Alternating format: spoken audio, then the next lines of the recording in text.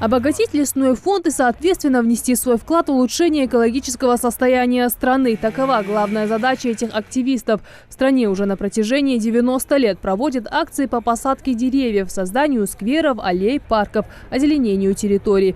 Главным инициатором масштабных мероприятий по высадке деревьев в стране ежегодно выступает Федеральное агентство лесного хозяйства Российской Федерации. Заботиться об окружающей среде и в нашей республике. Пополнить лесное богатство взялись неравнодушные жители селения Нестеровское. Надеемся, что этот вклад поможет сохранить нам экологию, подаст пример подрастающему поколению. И в будущем, надеемся, на продолжение таких акций партия «Единая Россия» будет продолжать принимать в них самое активное участие.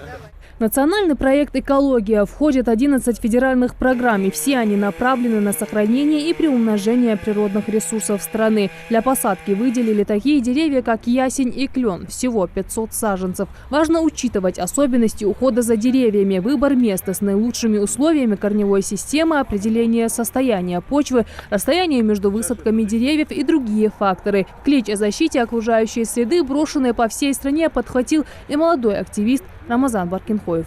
Я в соцсети Instagram увидел пост, что проходит такая акция сельское поселение Нестеровское «Посади дерево». Решил принять участие, так как это для верующих людей, это благое деяние. Решил немножко помочь, это нетрудное дело. Также хочу попросить всех жителей Нестеровска, чтобы они немножко хотя бы поливали их. Нестеровское участковое лесничество нуждается в облагораживании территории и в других косметических работах. Высадка саженцев – это лишь первый шаг к благоустройству.